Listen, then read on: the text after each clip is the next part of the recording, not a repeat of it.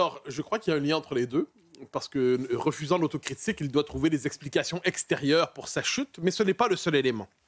Emmanuel Macron, donc c'était mardi, a rassemblé autour de lui à l'Élysée plusieurs experts de la régulation des réseaux sociaux avec cette idée qu'il faut les réguler. Alors, je précise tout de suite, la critique des réseaux sociaux en tant que telle, c'est une critique légitime. Emmanuel Macron ne se trompe pas sur tout lorsqu'il dit, par exemple, que ça crée de l'addiction, lorsqu'il constate qu'ils sont si nombreux dans la jeune génération et pas seulement à passer leur vie devant un écran aujourd'hui. L'alcool aussi crée l'addiction, on ne supprime pas l'alcool. Bon, ferme la parenthèse. Oui, des choses plus agréables que d'autres dans la vie, cela dit.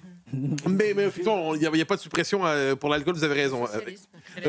Ah oui, il n'y a pas de...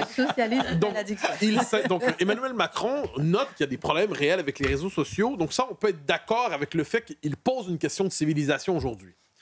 Très rapidement, cela dit, il bascule et on comprend que le problème principal pour les réseaux sociaux, pour lui, il est politique. Il est politique parce que les réseaux sociaux viendraient bouleverser le champ informationnel, viendraient bouleverser les termes même du débat public. Et on le comprend assez rapidement, les réseaux sociaux feraient en sorte que le débat public échapperait au pouvoir, que le débat public échapperait plus particulièrement à la caste aujourd'hui au pouvoir, que j'aime appeler l'extrême centre. Alors, que reproche-t-il aux réseaux sociaux? Il dit d'abord et avant tout, les plus jeunes aujourd'hui, mais pas que, s'informent davantage sur les réseaux sociaux que sur les médias traditionnels. Et il y voit un problème. Il y voit un problème, pourquoi? Parce qu'il nous dit que les faits qui apparaissent sur les réseaux sociaux ne sont pas correctement hiérarchisés, ne sont pas correctement filtrés, ne sont pas correctement racontés, ne sont pas correctement sélectionnés. Et il utilise ce mot qui est très important. Il dit « Les faits qu'on a sur les réseaux sociaux ne sont pas sélectionnés par des journalistes dont c'est le métier de sélectionner correctement ces faits. » Cette phrase est probablement la plus importante de tout ce qu'il a dit parce qu'il nous rappelle une chose. Le travail médiatique consiste effectivement à distinguer dans l'infinité des faits présents, lesquels on met de l'avant, comment on les explique, comment on les met en lien les uns les autres. Et on constate donc que pour le président de la République, certains faits dont on ne contestera pas la réalité ne devraient pas être dans l'espace public parce que ces faits-là viendraient déstructurer le débat public. Et on comprend tout le procès ici fait à Twitter, tout le procès fait à d'autres réseaux sociaux qui mettent de l'avant des faits qui étaient autrefois laissés de côté par les médias traditionnels. Donc il nous dit, le journaliste a une fonction de sélection des faits, mais à partir de quel filtre? Il nous explique par ailleurs que ces médias qui font ça sont des médias indépendants. Bon, on y reviendra dans un instant, c'est un peu étonnant. Par ailleurs, il nous dit que c'est une machine à détruire la démocratie aujourd'hui, les réseaux sociaux. Et là, il nous refait le coup de la tenaille identitaire, mais à version 2025. Il dit, sur Twitter, sur X, eh bien, vous avez des contenus d'extrême droite pour l'essentiel. C'est l'international réactionnaire, son patron s'en est mêlé. Donc, il nous dit, Twitter, aujourd'hui, qui joue un grand rôle dans la structuration de l'espace public, X, c'est le lieu de l'extrême droite banalisée. Et il dit, de l'autre côté, sur TikTok, eh bien, c'est l'empire du salafisme très rapidement.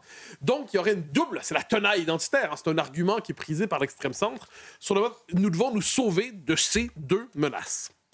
Dès lors, que faire? Puisque tout semblerait échapper au pouvoir, parce que le débat public semblerait échapper aux dirigeants, il faut, je cite la formule, elle est forte, reprendre le contrôle de notre vie démocratique et informationnelle.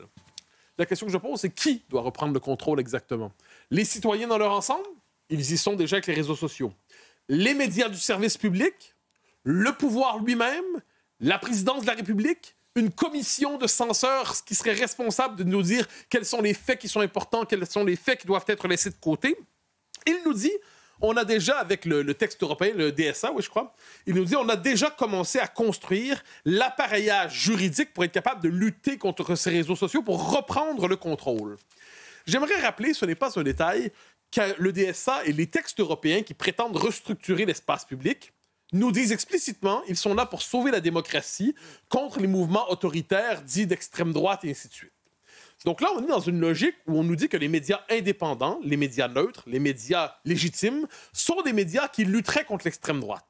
Le problème, c'est que quand on voit donc qu'aujourd'hui, à peu près la moitié de la population est assimilée à l'extrême droite, on comprend donc que pour le pouvoir en place, qui s'exprime par la voix d'Emmanuel Macron, les médias légitimes sont des médias qui sont dans une croisade démocratique contre ce qu'il appelle les ennemis de la démocratie, qui sont l'extrême droite, sauf que c'est la moitié de son peuple.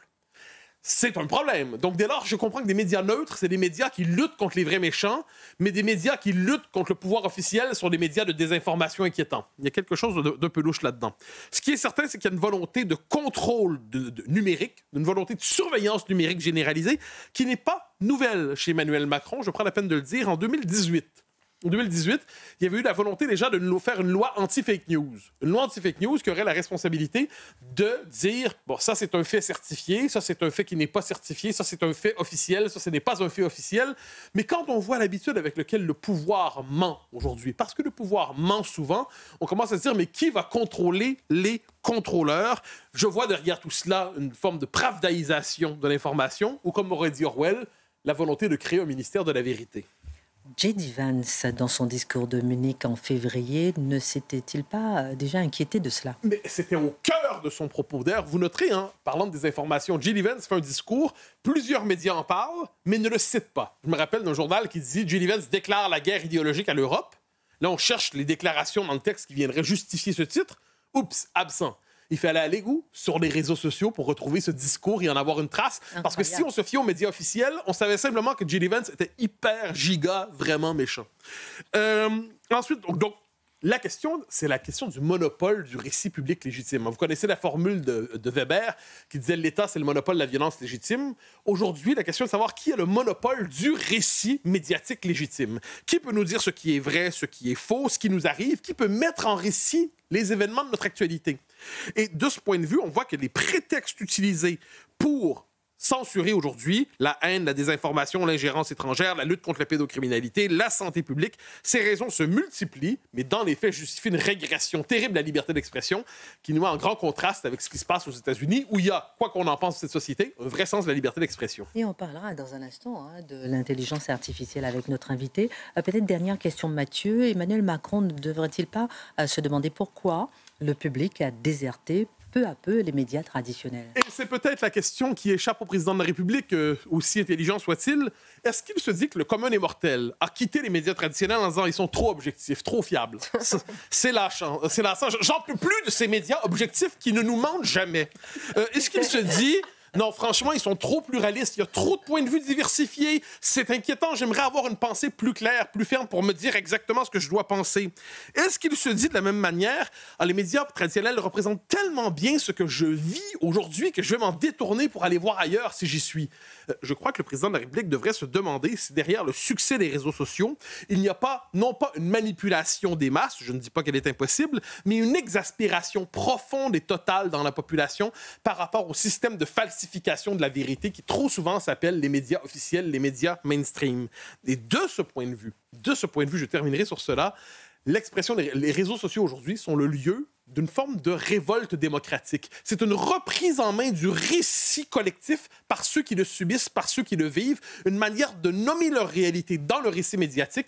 On comprend pourquoi le pouvoir veut reprendre tout cela en main. On comprend pourquoi le pouvoir rêverait finalement de fermer Twitter, de fermer les réseaux sociaux dissidents et de créer peut-être une plateforme publique officielle. Je propose la Pravda. Merci.